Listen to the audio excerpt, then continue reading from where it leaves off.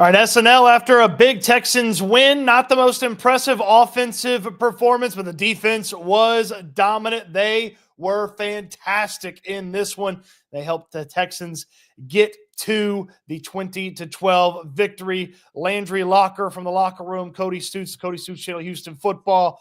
Man, defensive dominance in this one, Landry. Derek Stingley continuing his case to get his first All-Pro of his career. He's one of the best defensive players in football, not defensive backs, best defensive players in football right now. He was incredible today. It feels like Tyreek Hill only kind of got him once, but Derek Stingley got him twice there in the back part of the game. Really helped the Texans seal this victory, and the defensive performance and the victory has them knocking on the door of yet another AFC South championship if the Denver Broncos help them out here in the next 30 minutes or so. No, Derek Stingley, you make a case he's been your best player this year. And I think you can make a case that that Will Anderson is second. And I mean, today, those interceptions that he had today, those were drive killers. You know, those were drive killers. One ended the game, one ended Miami's effort to get the job done. And there's a confidence that this team is playing with on defense and especially in the secondary. And I think it's gone to Calen Bullock. Jimmy Ward, by the way, I know we're not going to talk about Jimmy Ward as much. Jimmy Ward holding down that nickel at a very, very high level as well for Jalen Petrie. He might even be better at it, quite honestly, than Petrie. This is a really, really good defense. And Derek Stingley, you know, we were heading into this season saying, you know, what's the extension going to look like? It's going to be very, very expensive. And I think he's going to be negotiating as an all-pro corner because there aren't too many better than him. You can maybe bring two to the table, but Derek Stingley right now is playing as good as any corner in the NFL. He's incredible. He's going to make over $100 million if he goes, 4 years or more on this next extension. He's going to have the highest average annual value of any cornerback in all of football when he signs his extension, and he's going to be worth it.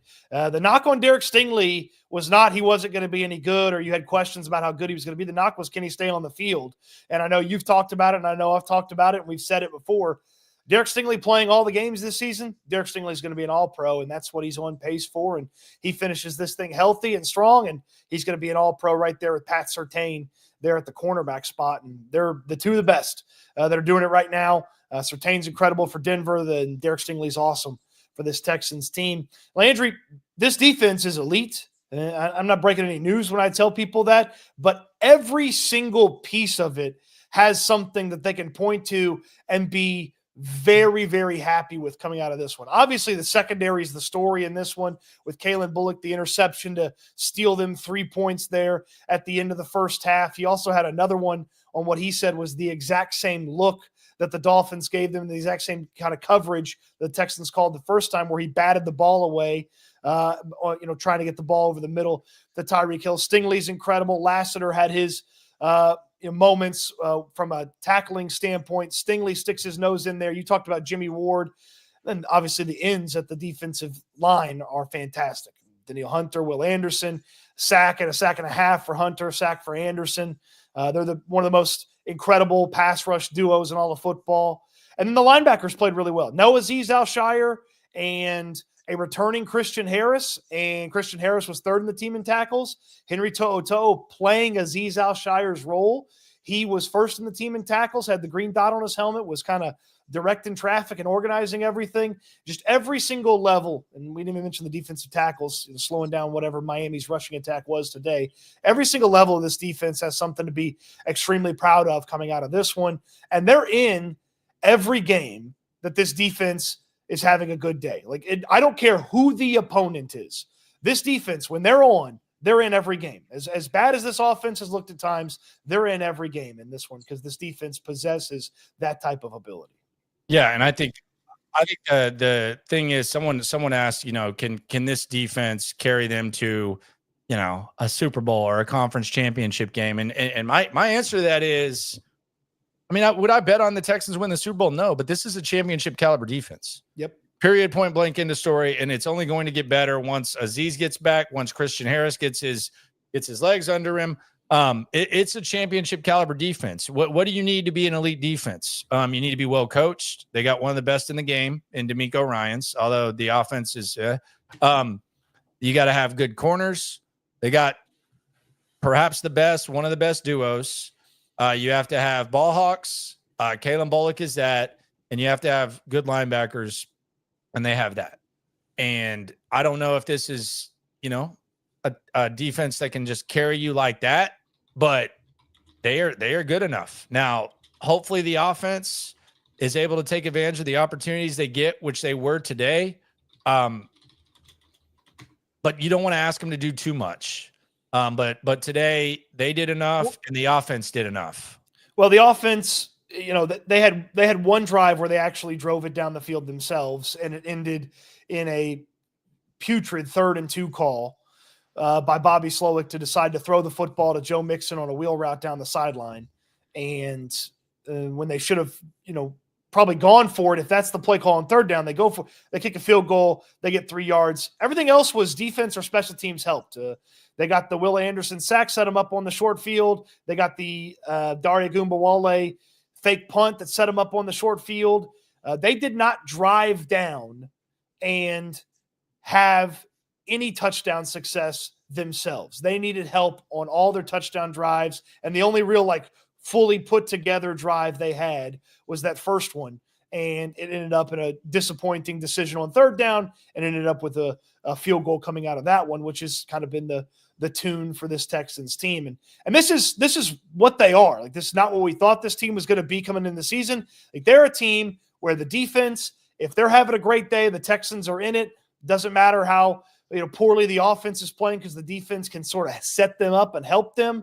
But to have this offensive performance against a Dolphins team that's frankly not a good defense, that was pretty putrid. And thank goodness the defense showed up, or it would have been one of the uglier box scores and one of the uglier losses of the season for this Texans team. Let's hear from some of the members of the defense. I want to start with Tim Settle. I got to catch up with Tim Settle. Josina Anderson was also on the scene, so you'll hear some of her questions. But Tim Settle, kind of one of the faces of this whole thing. Look at that game face right there. He's got a football in his hand.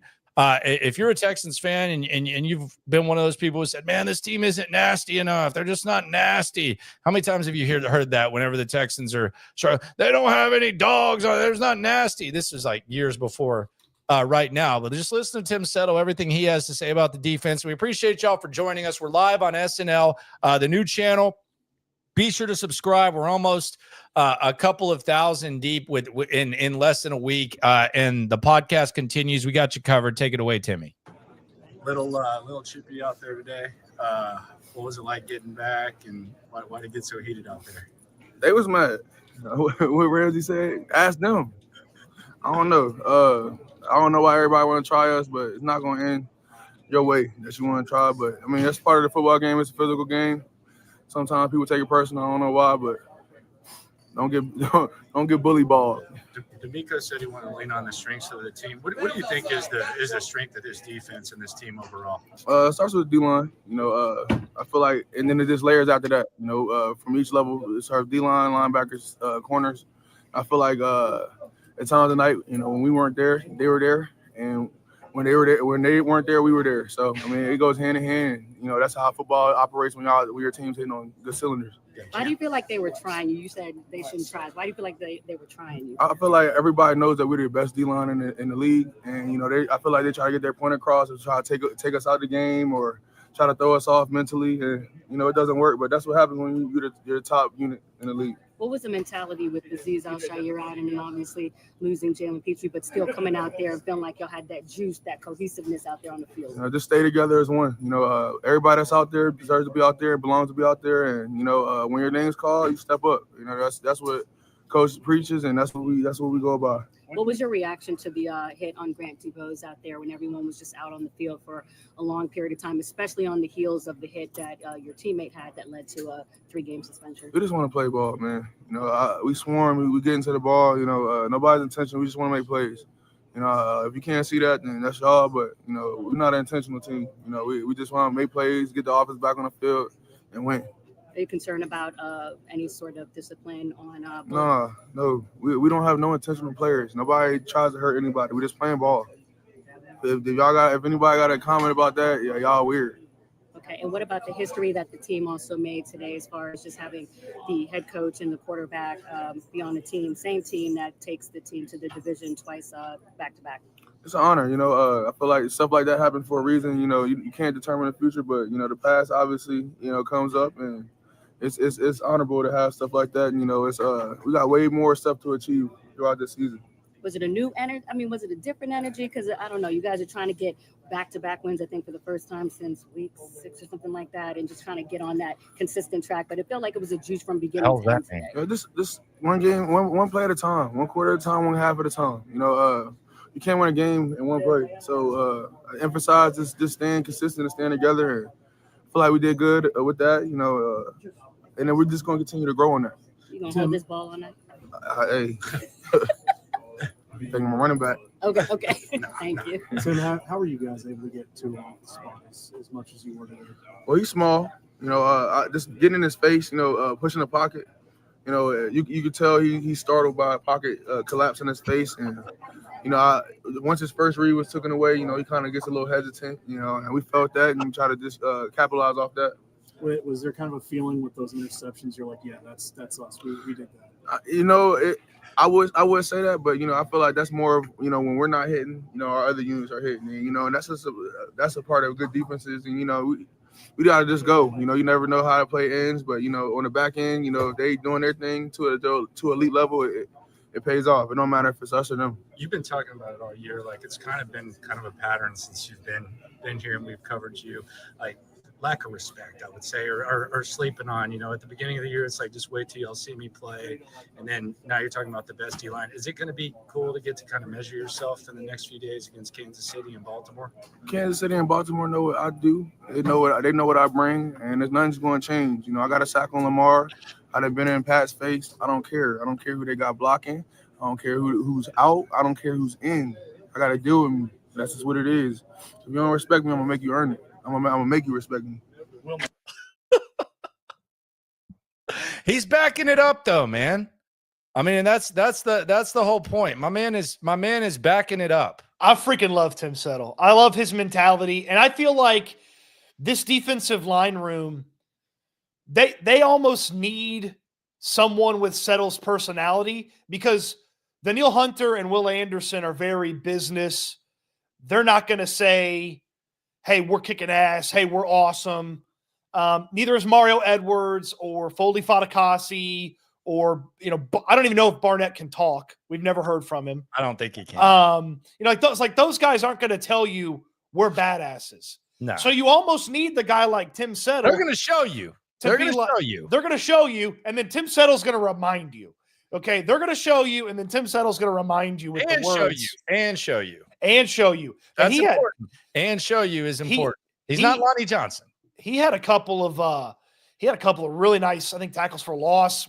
Ripping through guys, throwing guys down, and as he mentioned, and he was getting up there in Tua's face, and I felt like they did an excellent job as a defensive line, and especially with those linebackers and some of the really short stuff, just to make Tua think for an extra second so that they could get some of the pass rush going, so they could get Tua uncomfortable. And they got a lot of that.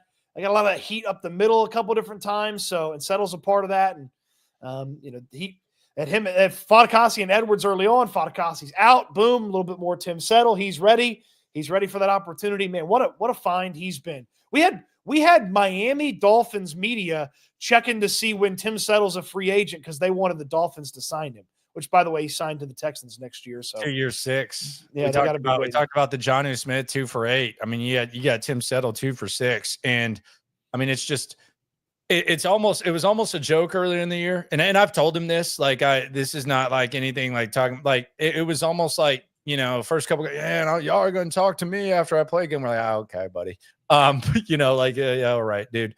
I mean, he's been a key piece, and I do think there's a certain level of toughness. And look, he's battle tested. I mean, he's battle tested. You talk about Joe Mixon, and you talk about Stephon Diggs, and we talked about what they brought to the offense and the team as far as being where you're trying to get or coming up short and stuff.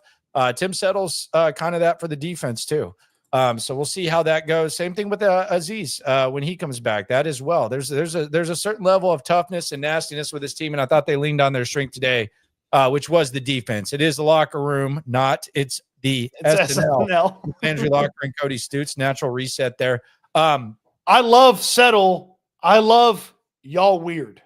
Like that was because if you have any sort of Calen Bullock did this on purpose, you are weird.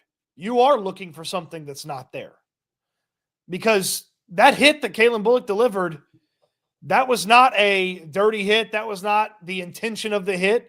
The wide receiver lowered his head. Calen Bullock lowered his head, and they made a collision and a connection. And the unfortunate nature of a violent sport happened. Like, I love Settle coming to the defense of his teammate and shutting down that narrative that the Texans are some dirty team that has, they're out to hurt people. That's just not true. And I think Josina was kind of trying to push that a little bit, but it did not happen. If you're just tuning in, the Texans are AFC South champs. I think it's gonna officially be official very shortly. So that kind of changes things, but when it comes to like the overall outlook and this gauntlet and the opportunity, because Pittsburgh lost as well today, like it was actually a perfect day for the Texans. So they're gonna be in the playoffs. They're gonna be hosting a playoff game, and that kind of makes things look even a little bit better than they'd already been. We'll get to the Calen Bullock thing in a minute, but Texans AFC South champs. Well, they're about to be AFC South champions as soon as this one goes final in Denver. The Colts jumped out 10-0 and scored 3 points after that. Almost had 7 more, but then Jonathan Taylor dropped the ball at the goal line, didn't get in. And this AFC, it was a pretty weird week for the AFC. The Chargers got smoked in their game. That was a team that a lot of people thought could be nipping at the Ravens' heels or the Steelers' heels for that 5 spot, but they got smoked. Denver's hanging around. They're playing really good. That defense is nasty. And then Kansas City, they won, but Mahomes limps out of the locker room and has to leave on a golf cart after he limps out of the locker room. He's got an ankle injury. And, oh, by the way, Saturday, Houston Texans, Kansas City Chiefs, they line it up in Kansas City. Might not be a Patrick Mahomes game. Yeah, and, oh, by the way, Buffalo is back to being Buffalo. They're back to doing what the offense always was, but they are doing their thing. So that's where we're at. Let's talk about this Calen Bullock thing. There was a little bit of controversy. The big hit from Calen Bullock. This was just one of those vintage bang bang plays. One of those types of situations. I do anticipate there's going to be a fine, but there was no malice. There was no ill intent here. And I don't believe, the NFL and the powers that be wanted to make it very clear when they were saying what they had to say about Azeez Al-Shaair. They believed he could have avoided this. He could have stayed away from the contact. And I don't believe there's anybody that's going to watch this play and say there's anything else that Calen Bullock could have done, because he's got to be trying to make the play and protect himself and protect his opponent. The wide receiver lowers his head, and you get some unfortunate contact, and that guy has has to have the medical staff work on him there a little bit, and they put an oxygen mask on him and hook him up to a bunch of stuff, and they backboard him out of there, and he's in stable condition at a local hospital. He left the stadium, went to a local hospital. I heard the Dolphins media talking about where it was and how far away it was, and you're right down the street from the med center. And so I'm sure he got to one of those places pretty quick and is getting taken care of, and we'll see what the ultimate is. But it's one of those nasty realities of football, Landry, because we had the long delay and the player gets carted off the field. And it's not like the officials keep everything stopped and the players get a couple, moments after the guy's off the field to regroup. Nope. The TV guy rolls it. Defense lines up, offense lines up, and they keep going. And you got to kind of get back, juice back up if you're a defense, and you got to get back into this thing if you're a you're an offense, and it's just one of those things that happens in football sometimes. Well, let's hear from him. Because, and not only that, oh, by the way, he had a hell of a play that kind of turned things around as well at the end of the first half, the interception. All rookie performer, Calen Bullock. I think that's safe to say. Yep. Let's hear what he had to say about the whole situation, everything that went down. We were live in the locker room. Here was rookie safety Calen Bullock talking about his very eventful day. Thoughts and concerns for Dolphins player? Yeah, first off, my intention was never go out there and hurt nobody. That's none of our intention. So prayer to him and his families. I hope he's good.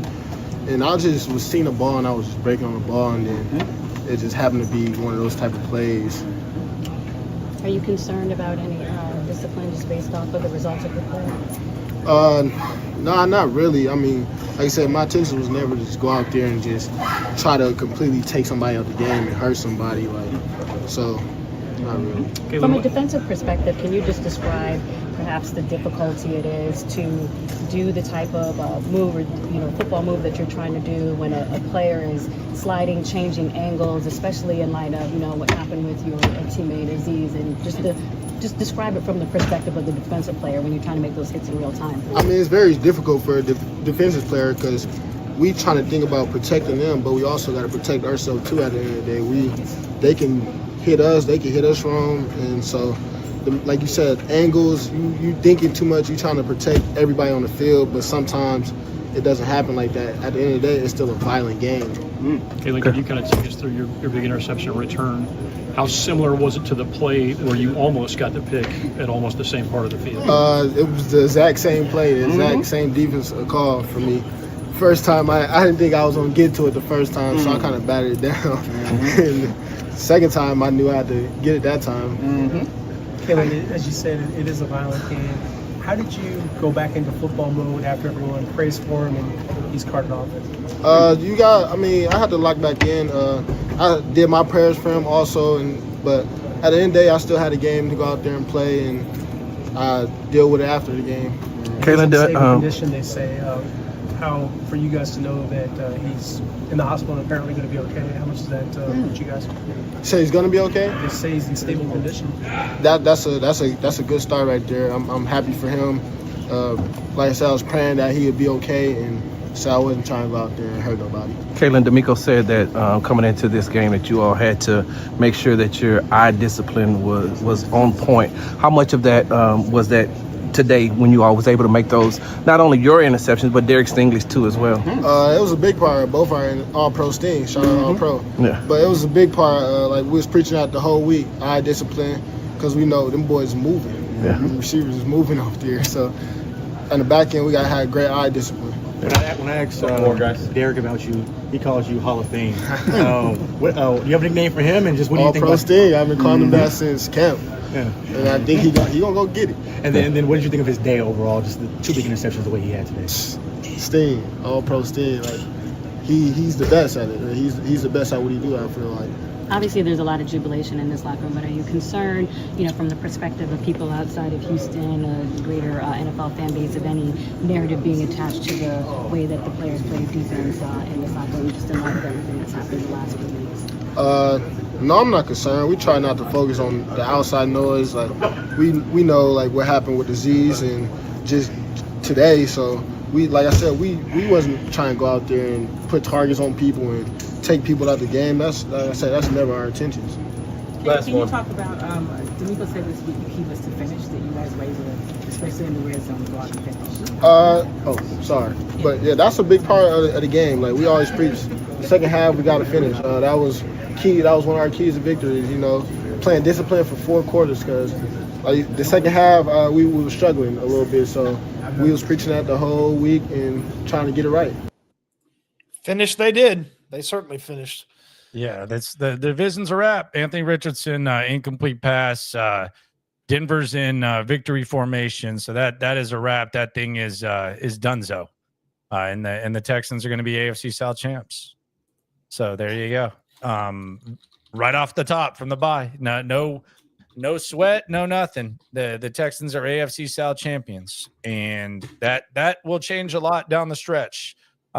At the very least, depending on how they feel about the 3 seed or whatever, they're going to be able to err on the side of caution, though. Like, even if you're playing for that 3 seed, if Joe Mixon's a little bit banged up, let him rest. Let Joe Mixon figure that out. It is SNL post-game show. We're hearing from all the players involved. We got a lot of time to get into the AFC South thing, but another thing I kind of want to touch on, one of the big stories was the offensive line. And we saw Blake Fischer today at right tackle. I thought he looked pretty good. I thought that, I mean, there's low lights for sure on the offensive line, but that's nothing new. I mean, that's kind of what we're used to. It's not like there's some like high standard. I thought he did a good job, and I thought Titus did a pretty good job at left guard. The not inability to run the ball, I think, had as much to do with Mixon getting hurt as anything. But so far, so good. I mean, it was fine. It didn't carry over the momentum that they had from Jacksonville. That was very clear. They were not going to be able to replicate that. This rushing attack was awful. I know Mixon got dinged up, but he wasn't dinged up at the beginning, and they couldn't run the ball. I mean, they barely moved the football, and they ended up with some 3rd and shorts where they couldn't get things done. They ended up with some horrible 1st and seconds. They gave them 3rd and longs. They couldn't get things done. But the offensive line was fine. It's tough to make some sort of large sweeping judgment. And I know he played the position last year, but Titus Howard literally has 3 practices at left guard under his belt. Like, let's see if maybe that gets a little bit better as long as he's there. But it wasn't. Let me ask you then, Landry. Was it good enough that you would keep this even when Juice Scruggs gets healthy, or would you go back to the original alignment? Yeah, I would like to see Blake Fischer develop. Like, I would like to, like, hell, if Juice is coming back, Titus can be the swing tackle. He can be hot and ready. Okay. Yeah. I want to keep Blake Fischer out there. So, I mean, if you want to put Juice back at guard, then let Titus be your swing tackle and swing guard. And let's continue to see Blake Fischer develop, to be honest with you. I would be okay with that. I want to see what he's got. By the way, one of the most underrated plays of the day was him recovering that fumble. I thought that was Robert Woods fumbled the football on a screen and he dove on it. Yeah, and I thought that was big. That was the first points of the game. Allowed the Texans to kind of get off to a lead. But I thought Blake Fischer was good, really, really good. I mean, I thought the overall offensive line was just fine in this one. CJ Stroud got sacked 4 times. I'd probably put at the very least one of those on him for trying to do too much and hold the ball. Just there's sometimes he's just got to get rid of the football, and he doesn't do it. And this was not the day to try to hang on and make something happen as much as CJ Stroud did. Obviously, the mobility lent itself to the 2 touchdowns. They were both scramble drills where he kind of kept things alive. He had the one really impressive play where the guy was sacking him and he stayed up and was able to get rid of the ball for a first down. But there was enough heat that it was just a fine offensive line performance. This group, I would think, is going to be on the field again next week and probably the week after that, or for the game after that, I should say. So this should be your out of the bye week group for the next few weeks. And I would expect there'd be a little bit more and then improve a little bit off of today's performance. Well, the other thing is I think Titus Howard actually has experience going against Chris Jones at guard. And I don't know if that's anything they take into account on this, but one of his better games, he actually – I mean, statistically, he played pretty well against Chris Jones when he played guard. And this was when they randomly wanted to start Charlie Heck. Remember that? Remember they randomly wanted to start Charlie Heck at left tackle and they moved Titus to guard 2 seasons ago. And I don't think Chris Jones really did anything. I think Kansas City ended up winning it on was it a McKinnon touchdown, like in late in the game or whatever the hell it was. It ended up being a way closer game than we anticipated. Was that the game they were just like beating Mahomes up and the game was like way too close? Yeah, but Titus did a good job against Chris Jones. So I don't know if they're thinking that far ahead. I don't even know if D'Amico really is aware of that. I'm sure like that might be something that Caserio would bring up. But with Kansas City coming up, not the worst thought to have someone who had success against Chris Jones going against him. So, I mean, look, I'd rather Titus Howard be out there than Zach Thomas or Kenyon Green, and they clearly don't want to play Kendrick Green, so he's not getting the opportunity. So I'd rather Titus Howard be out there at left guard than the options that they do have right now. Conversation when Scruggs gets back, and I would think they'll probably put Howard back at right tackle, but it's not the worst idea if you want to plop him there, let him know, hey, you're finishing the season here, and this is what we're riding with. That's not the worst idea if they want to do that and then keep the youngster out there at right tackle. And I mean, Fisher's eventually going to be one of the tackles for this team. Might as well start getting him some of that key experience, as well as he's not bad. It's not like you're just getting him experience to get him experience. Like, he's solid. He's solid. He's going to be good. I mean, there's a reason that they took him when that wasn't looked at as, a position of luxury. There's a reason that they elected to take him. And I think he's a damn good player. And I liked what I saw today, and I'm intrigued to see what we see for the remainder of his time out there. I thought it was really, really good. Really, really good. This has been it was top heavy, but this has been an excellent rookie class. I mean, Kamari Lassiter is fantastic. He's really good at corner. It probably gets covered up a lot because Derek Stingley is one of the best in the game right now.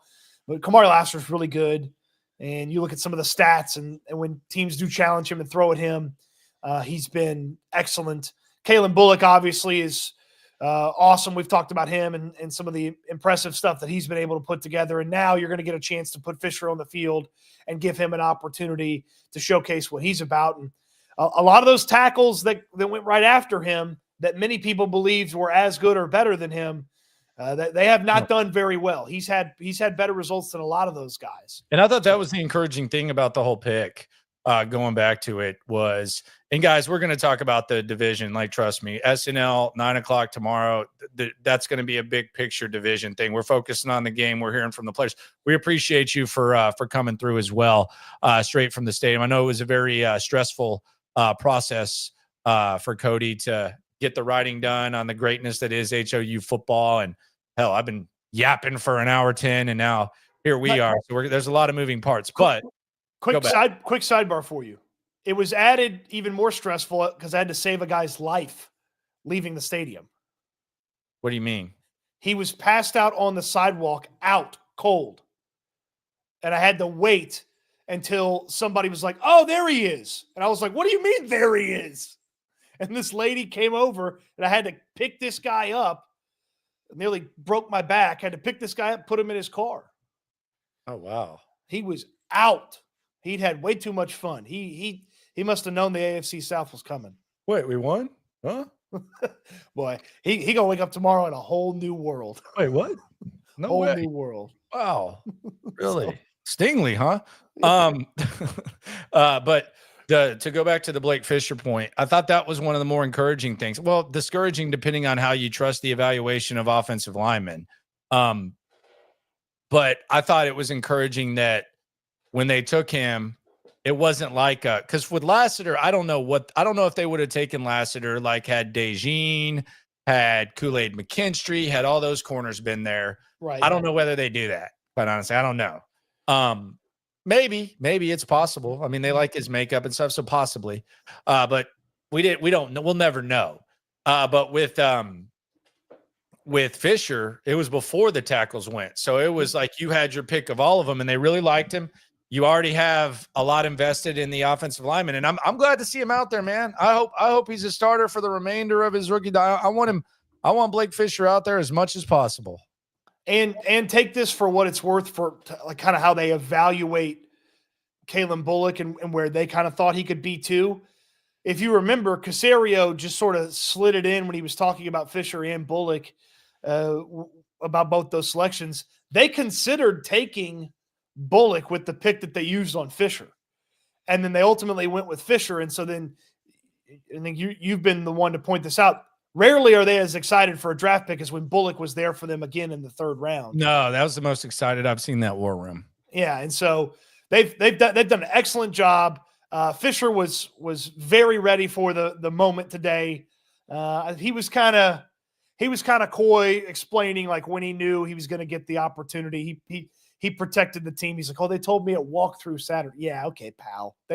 You knew Wednesday when the media shuffled out of there after Yukon Cornelius had lined up at left guard. Hey, that was a veteran. He handled that like a veteran, though. That's a great job by him. But he knew Wednesday he was the right tackle for this team.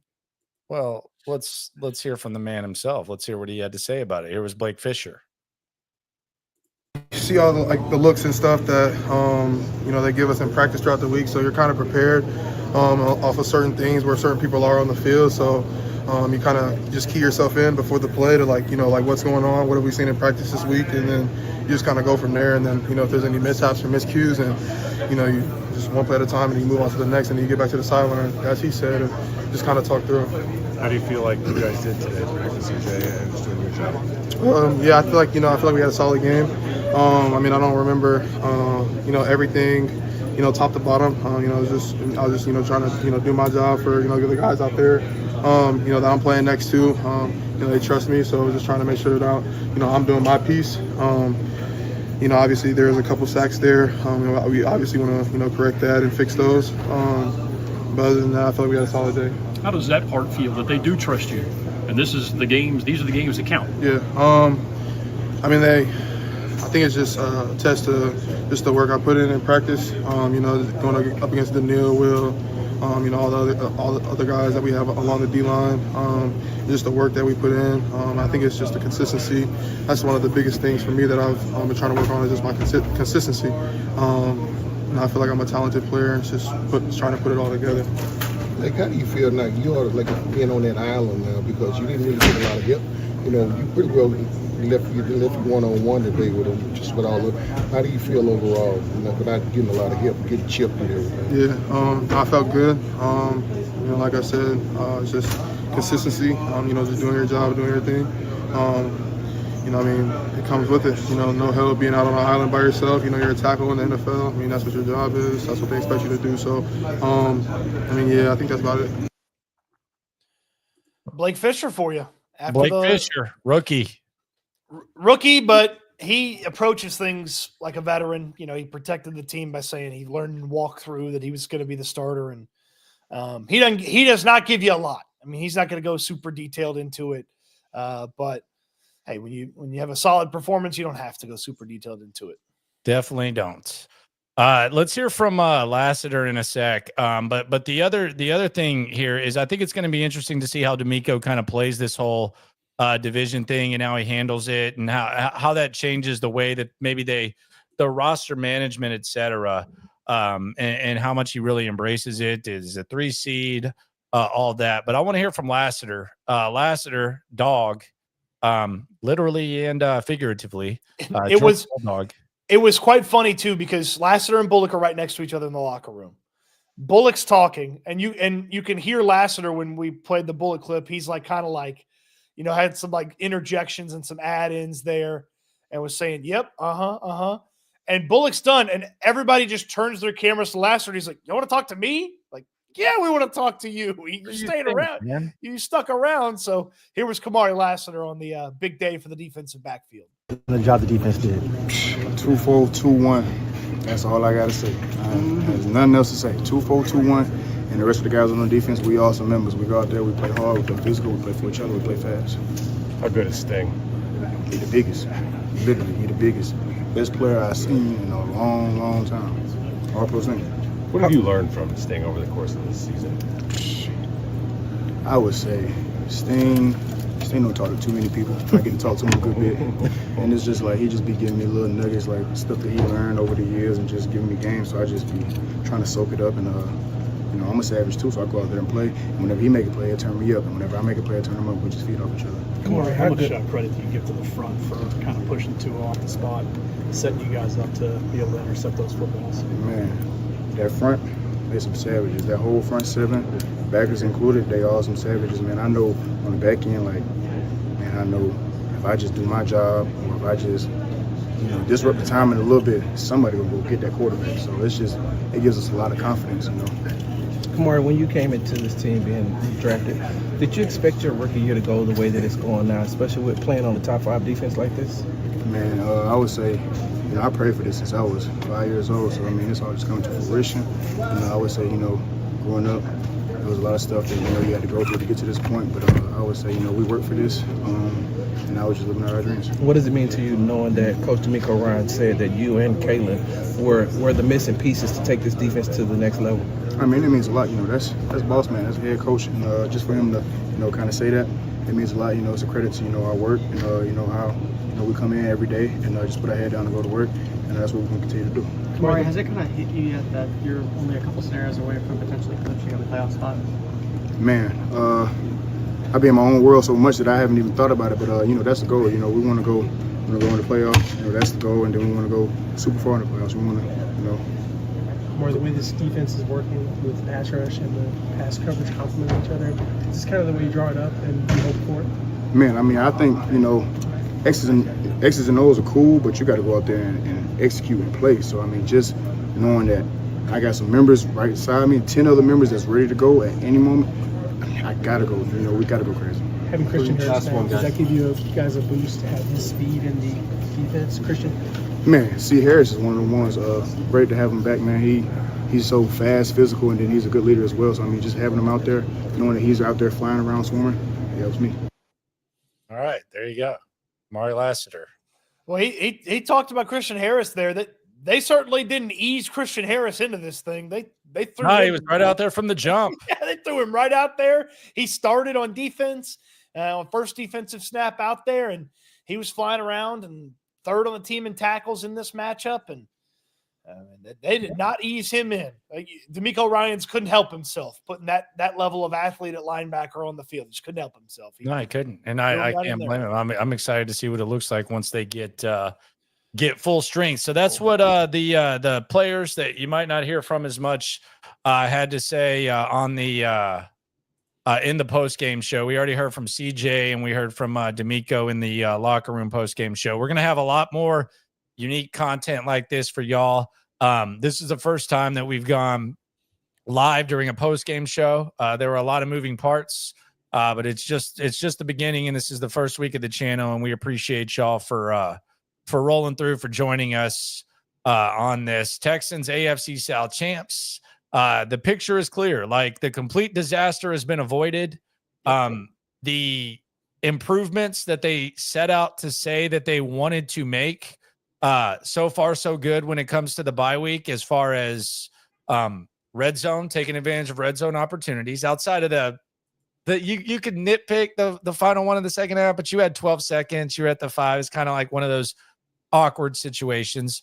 But they took advantage of that, and the strength of this team undoubtedly is the defense, and the defense took them home. So far so good. And oh, by the way, you're in the playoffs. Your division champs, DeMeco Ryans, 2 years, 2 AFC South championships.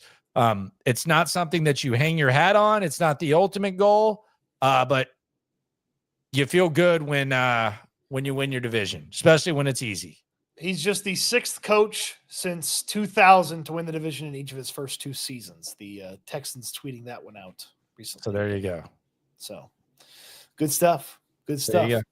Good stuff from you, man. I appreciate you. Be sure to subscribe. Be sure to like. Be sure to ride along. And be sure to always remember, when it comes to this Texan stuff, we're all in it together. Eat good, sleep good, be good. We'll talk Texans again tomorrow at 9 a.m. SNL, you don't want to miss it.